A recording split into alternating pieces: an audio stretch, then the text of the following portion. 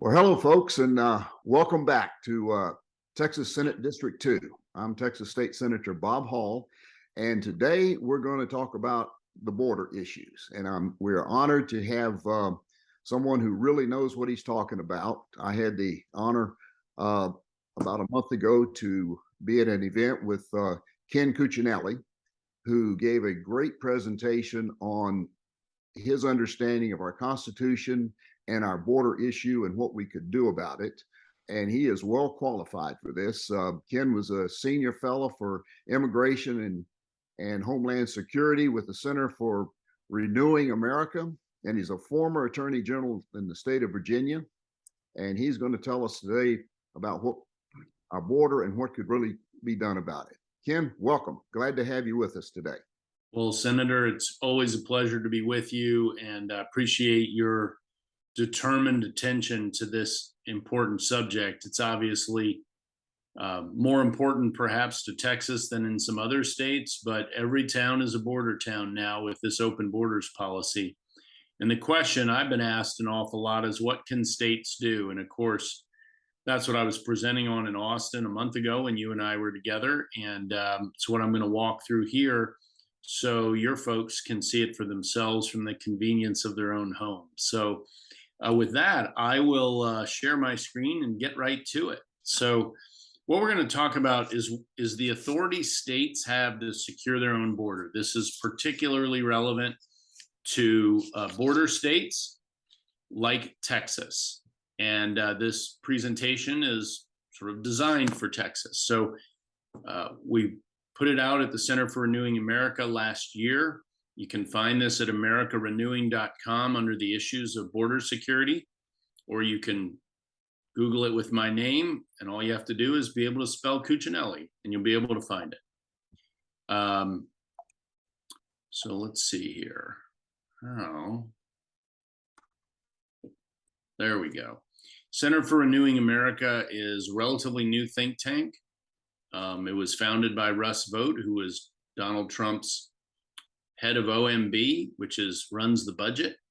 I was, of course, over at the Department of Homeland Security, as your senator mentioned, as the deputy secretary over there. And before that, I served as the acting director of the United States Citizenship and Immigration Services, which is our legal immigration agency, as opposed to the two that deal with illegal immigration, Border Patrol under CBP, and ICE. So let's start, as we should, with the Constitution. In Article 4, Section 4 is the guarantee clause, is what you've heard it called, most often talked about in guaranteeing the Republican form of government, not the Republican Party, but the Republican form of government, representative democracy. And in that Section 4 of the Constitution, the federal government guarantees three things: the Republican form of government, it guarantees the state government's protection against insurrection against their state government, and the third item is it protects all 50 states from invasion.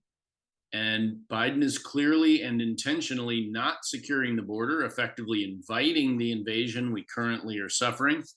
And ironically enough, I've seen polling that indicates that a majority, not just a plurality, but a majority of Americans, not just Texans, believe what's going on at the southern border is an invasion, which is very interesting. So Biden is really not doing his job here, and we might as well have a little fun with it because there's so much misery that comes along with it. That'll be the extent of the fun there. But the Constitution, the founders knew what they were doing. Remember, the Constitution is the establishment of the federal government by the state governments.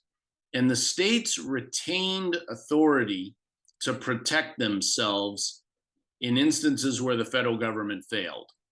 At the very end of Article 1, which is Article 1 deals with the legislative branch, the Congress. Article 2 is the executive branch, the president. Article 3 is the courts. But at the end of Article 1, Section 10, literally the last paragraph of Article 1, it lists some things that states cannot do without the permission and consent of Congress. And one of those is to engage in war. which makes sense. You don't want individual states wandering off and declaring their own wars. But there is an exception to that restriction. And you can see it here on the screen in front of you, that no state can engage in war unless they're actually invaded. And Texas is being invaded. I don't think anybody on this call would seriously doubt that. So what does that mean Texas can do about it? Well, as I noted, this is not something that is going to obtain the consent of Congress. Certainly not with a filibuster-proof Senate. But Texas is being actually invaded. And so Article 1, Section 10 power is available to your state through your governor, who is your commander-in-chief. No one can make him declare this invasion. He solely holds this constitutional authority. And I would note that the framers granted the federal government what they thought were enough powers to do the job, in this case, the common defense, but not all the powers. States kept power too. And like I said, this reservation of authority was power the states kept for themselves to protect themselves. And as you can see, this found its way, not surprisingly, into the Federalist Papers. James Madison, John Jay, and Alexander Hamilton clearly agreed with the position I'm laying out here. And in fact, James Madison gave an example when this clause would be triggered, using his and my home state of Virginia with smugglers coming into Virginia. So this is the guy who wrote Article 1, James Madison. He used an example in which you weren't dealing with a nation state. A lot of times you'll see articles where they're criticizing what we're suggesting here, and they go find some law professor who hasn't read anything on the subject, probably not even the constitutional clause, and flippantly says, well, that's just for nations. Well, the historic record is very clear that the invasion one might suffer and that states retain the power to respond to is from any hostile band. It doesn't have to be a nation waging war. It doesn't have to be the Mexican government. And this was so obvious in Federalist 44. I don't normally read this. It violates the rules of PowerPoint. But you see at the bottom there that the remaining particulars of this clause, this third paragraph relating to war and invasion, are so obvious or have been so fully developed that they can be passed over without remark. To them, this was the definition of a no-brainer. Of course you can defend yourself. Just like if we spoke on an individual basis, we'd all say, well, of course I can defend myself as a person. I retain that right. Well, states retain the right to defend themselves as well. And what are you contending with?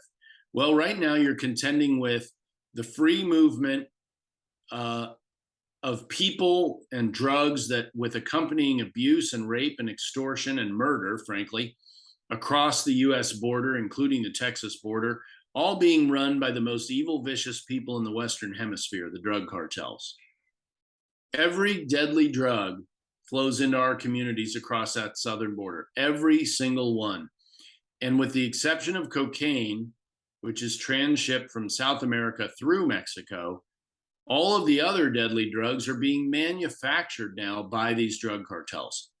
So they literally have industrial facilities where they're punching out fentanyl pills, heroin, meth, etc. All of the things that are killing our fellow Americans. That's why I say, quoting Mark Morgan, every town is a border town, because no corner of America is escaping these consequences of this open border invasion.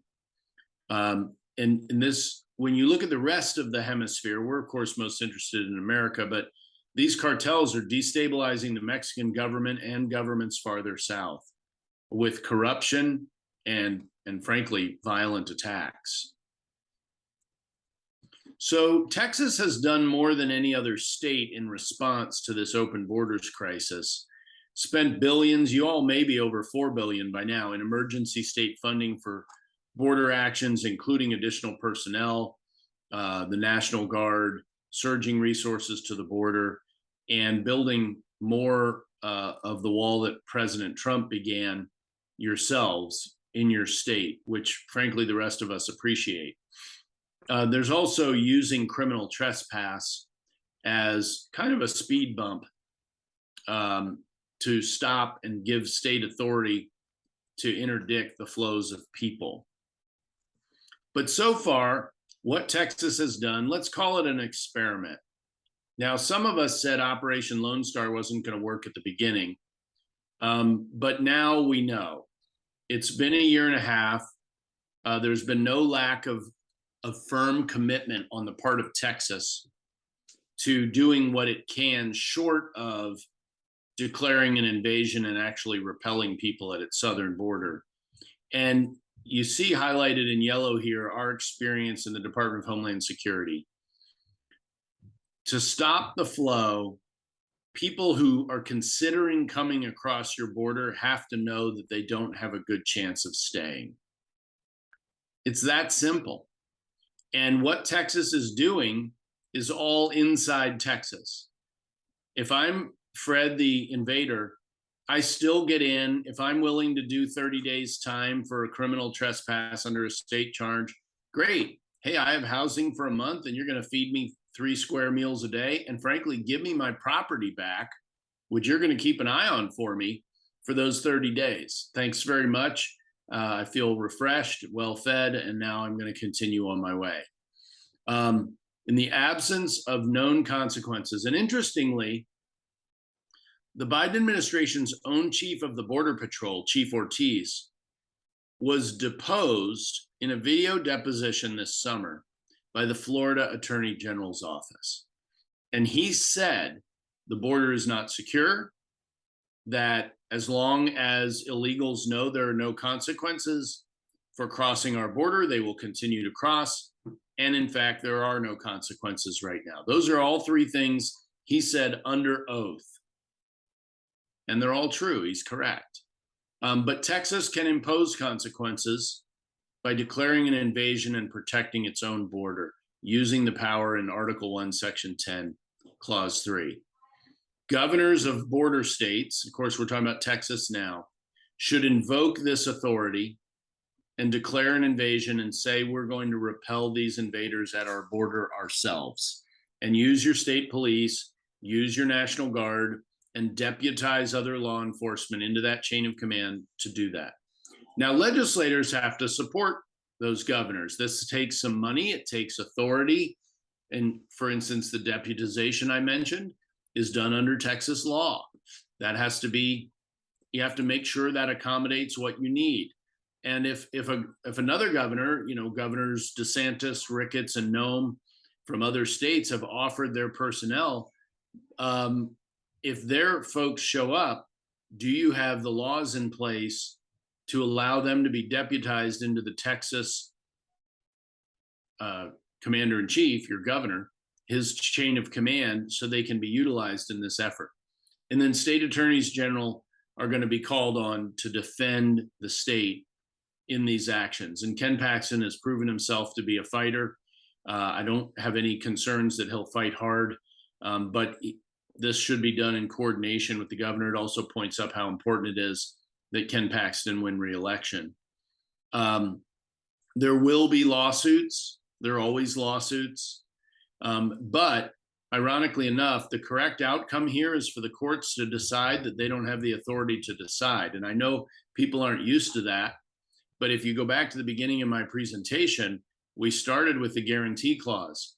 Well, there's only been one guarantee clause case that's gone all the way to the US Supreme Court, and it involved the other 2 guarantees, the Republican form of government and avoiding insurrection. And the court ruled that the decision on whether or not a Republican form of government existed in a state was not one for courts. It was delegated to Congress, which in turn, through the 1795 Militia Act, had delegated it to the president. So the court decided that this was not a question for the court to decide. It's called non-justiciability by us high-minded lawyers. And that is the right outcome in lawsuits about this. We'll see if courts actually go the right way. They've become a lot more politicized. So as I said, your governor is your commander in chief. You will find that in your state constitution. That is true for most states. I don't know of any state where that is not true. That also means he commands the National Guard. And upon declaring an invasion, he should activate the Guard units for border security and for state law enforcement, and to protect that border in between the legal ports of entry.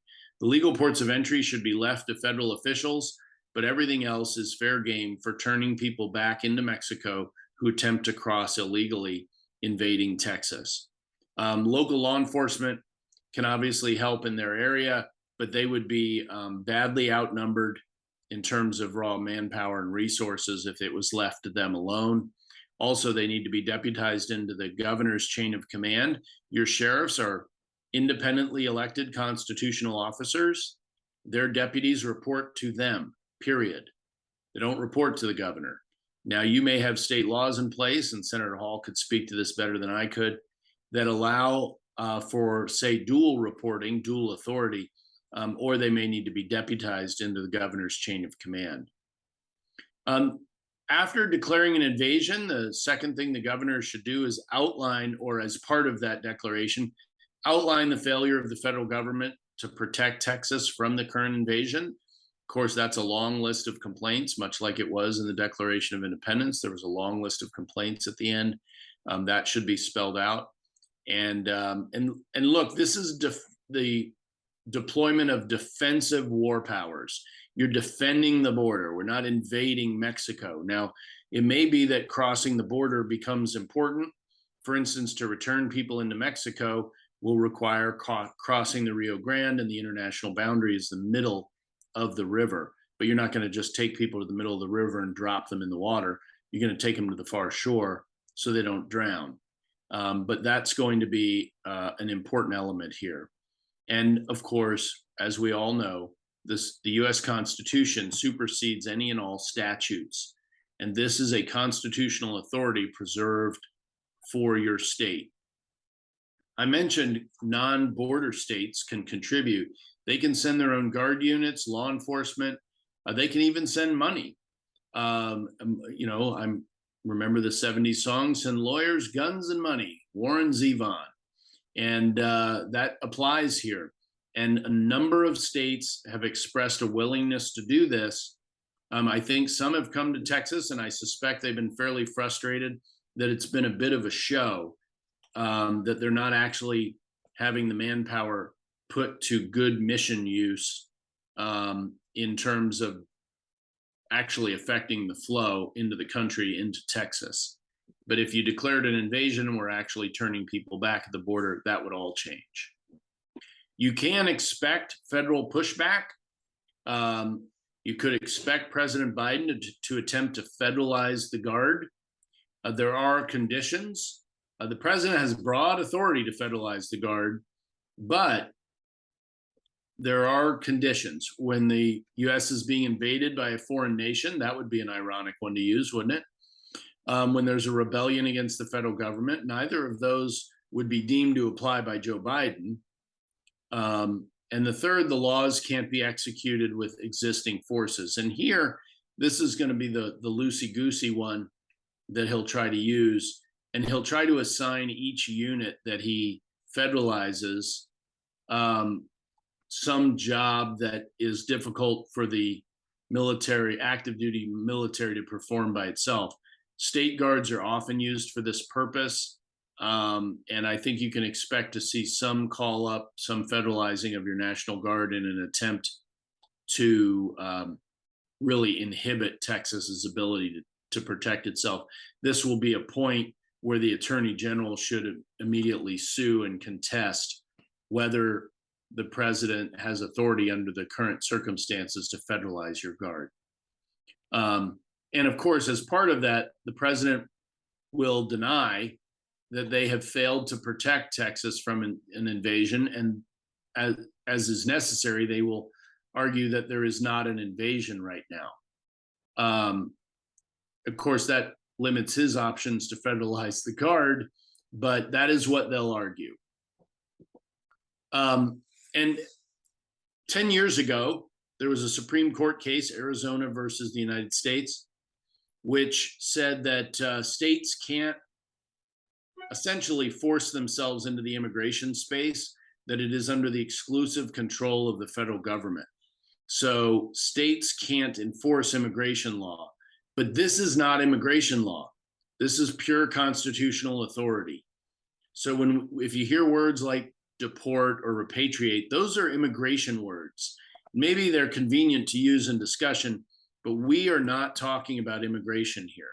We're talking about the state literally defending its own borders using war powers. And when I say war powers, it's the authority that matters. We're not talking about tanks and planes. What this really looks like is the Title 42 Public Health Authority effort by federal officials, primarily Border Patrol, to turn people back at the border, which is still going on under the Biden administration.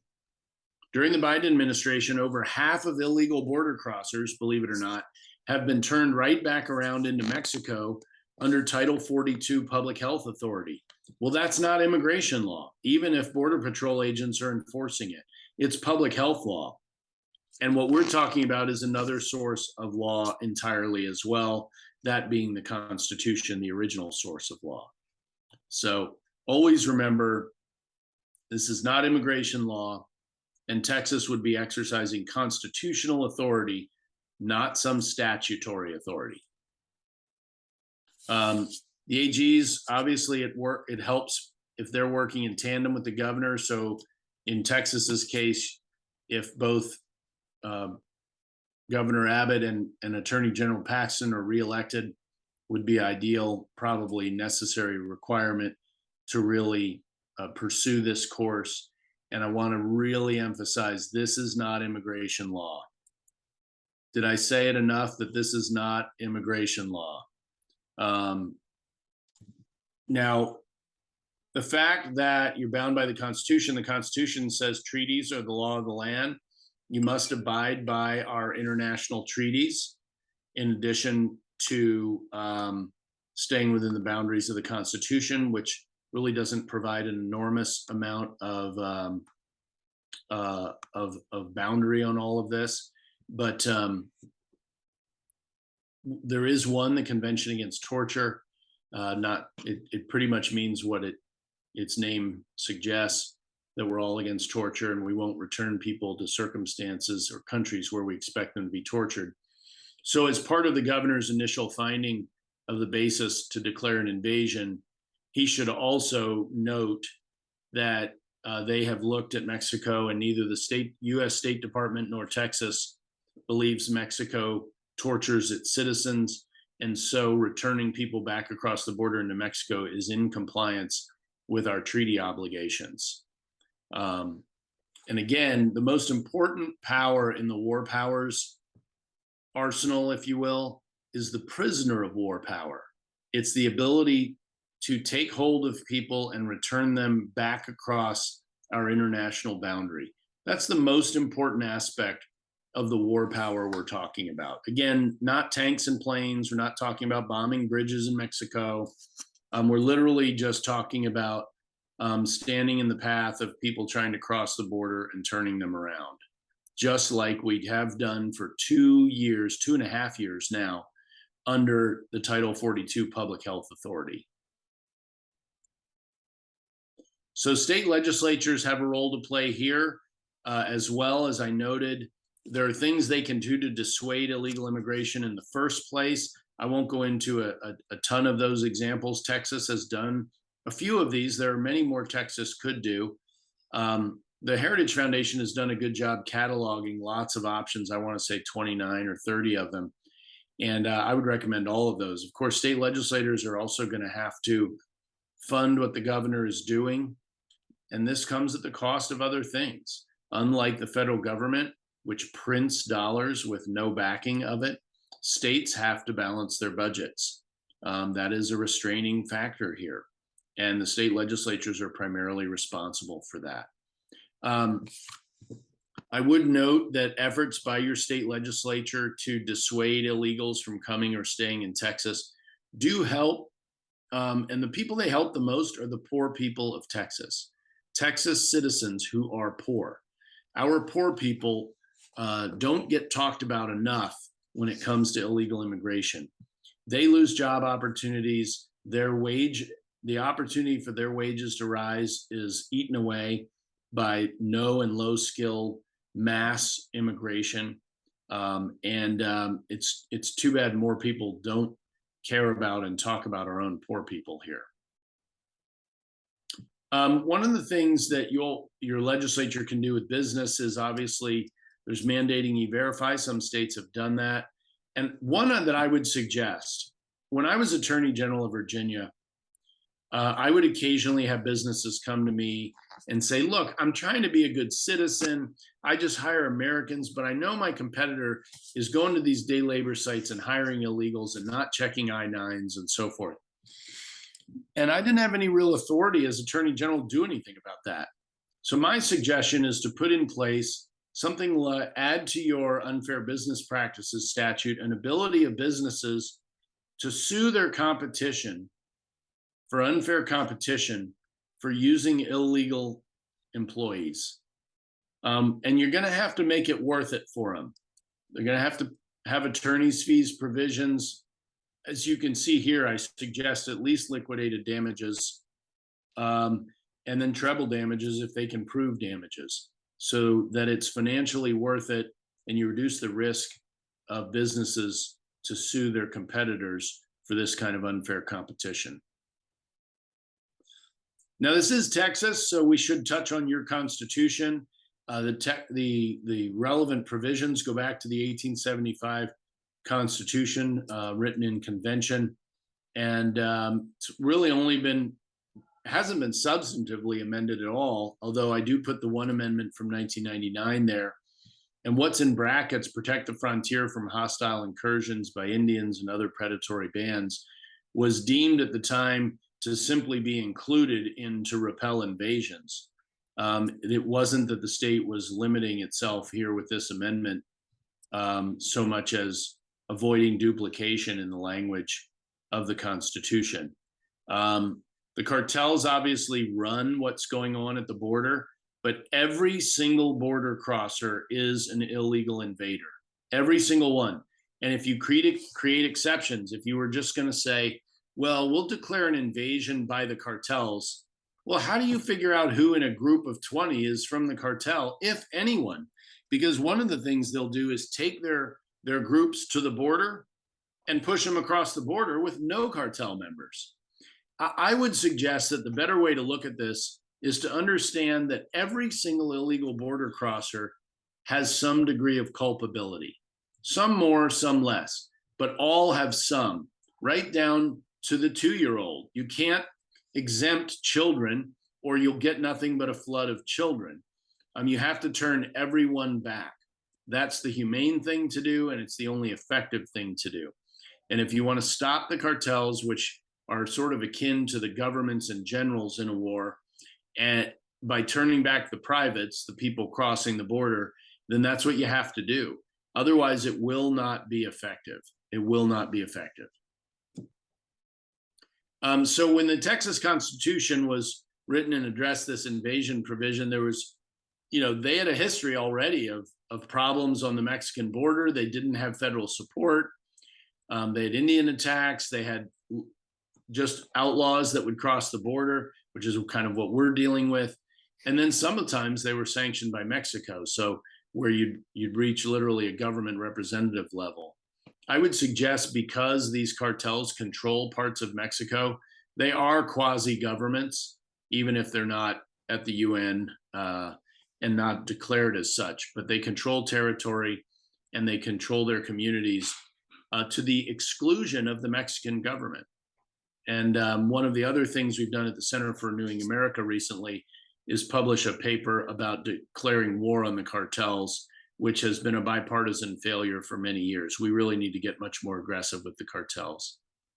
But again, back to the Texas Constitution, they had petitioned the federal government for more help and more protection, and they just weren't getting it.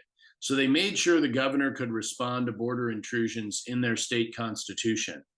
And I would note that before today, the authority we're talking about under the US Constitution to repel an invasion wasn't really controversial. Texas just did this as a matter of course for the first 150 years of your existence. And many of the rest of us and the rest of the country would like to see you doing it again. So I thought this one delegate's comment in the Texas Constitutional Convention was interesting. The law made it the duty of the U.S. government to protect the Rio Grande border. Its failure to do so made it devolve upon the Commonwealth, meaning Texas, to do so. And there was a clear implicit recognition that Texas had the authority to do that.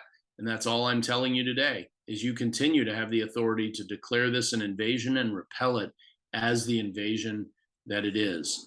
The ultimate conclusions here are the federal government has clearly abdicated its responsibility to protect you and all of us from invasion, and that states, especially border states, do have the authority to protect themselves under Article 1, Section 10, the self-defense clause. So, Bob, that's I'm happy to answer questions, but that is my presentation, if you will, and I hope folks find it useful to hear.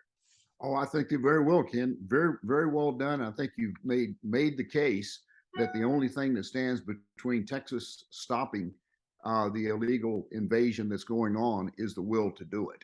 Correct. That there is no law that's preventing us from doing this. I think you've carved out the pathway, and if we go back to where you talked about the legislature's role in there in the authority. What we've attempted in the past that hasn't made it was an interstate compact for border security, which would then have us, join with at least one other state, doesn't even have to be a contiguous state, right, in agreement to doing this, and then get approval by the Congress. I would think that if our election goes the way we hope it goes in November, where we will end up with a majority in the Congress. And is my understanding that it takes congressional approval of the interstate compact, not presidential, just congressional. That's true, but you still have to overcome the filibuster in the Senate. So you need 60 senators to get that approved. That just seems very difficult in this particular partisan environment. What about if we do the interstate compact, we submit it for approval, and then just proceed? We've done all we can do. Let the federal government do or not do their part of it, but we will have done our part, and then proceed to act accordingly. Which, as I understood what you were saying, we could do this even without doing the interstate compact. Yes, you could. I mean, it's there's more particulars to it. For instance, you'll need to make sure Texas law allows for the deputization of, I'll pick a state because he's been outspoken on it, Florida law enforcement and National Guard, for instance. I'm not sure you'd even need to deputize National Guard so much, but they need to be under the chain of command of your governor, the governor declaring the invasion. The reason for that is to avoid any question that these are people acting outside of the color of law. So they can't be individually sued. Fred, the Florida state trooper, comes to Texas and helps defend your border. We want to make sure Fred can't be sued under civil rights laws. Right. No, I understand that.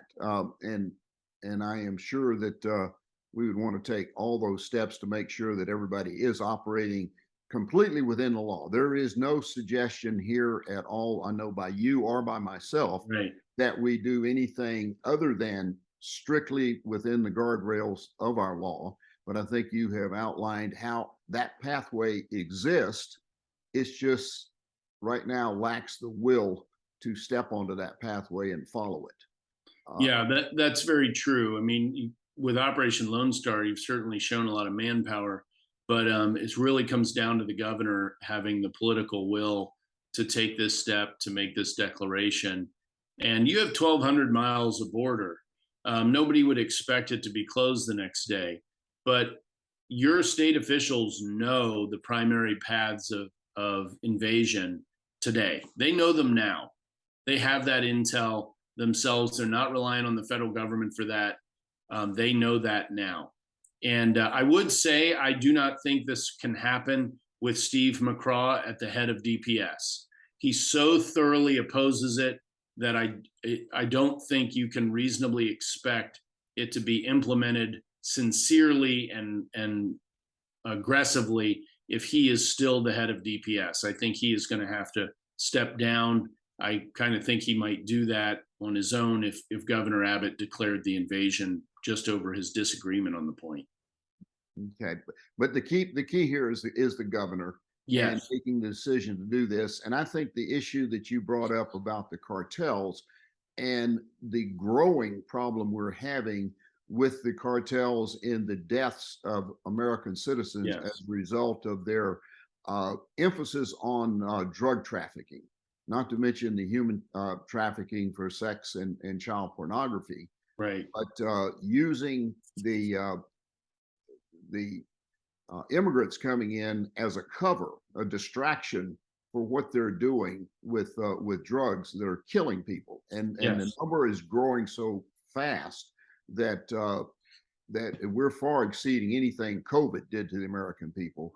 That it is becoming really obvious that it's irresponsible of our government not to take on the cartels as an enemy, not necessarily in war, but in terms of criminal activity. So Yeah. when you're engaged in activity that is designed to kill people, that has to stop. And there's no question about it. There's no speculation as we now see the fentanyl coming in candy that's designed to be attractive to children. Right. That just scared me to death when I saw that. Because we've got Halloween coming up, and I just pray that nothing bad happens. But it seems that they are bound and determined to wreak as much havoc as they possibly can. And we know the cartels have no respect for life at all. No, that's correct. None. There's no thought about it at all. And we continue to actually the media is complicit, and as well as the government, in not making people aware of how violent the cartels are, the deaths that are occurring at or near the border, and even in the United States. And we've never seen the level of deaths among the people crossing the border illegally as we're seeing today. And to your point, so our viewers understand, the cartels completely control the border. Completely. You don't cross into the United States from Mexico except at a legal port of entry without the permission and paying a toll to the cartels by and large.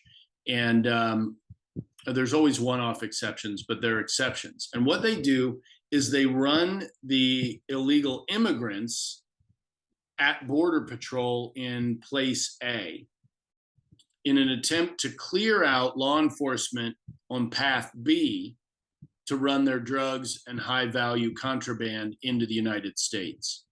So they literally use the illegal immigration flows in order to facilitate their drug flows. And they do that in several ways. One, some of these folks are mules or carrying drugs in. Some of them are forced to.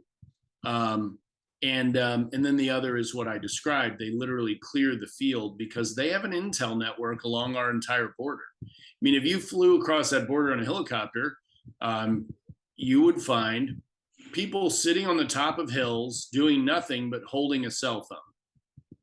That is a cartel outpost. And they're just calling in or texting in when they see law enforcement, where they see them, how many, et cetera. It's literally just a recon post for the cartels. And their intelligence is more sophisticated than that, but it's a rather overt, in our face effort that's gone on for years along the border. And it's not going to change. It's going to continue as long as we continue to tolerate it. They are going to continue to do it. And the longer it goes, the more dominant they're going to become. and it's costing us. Folks complain about what the money we're putting into our border security.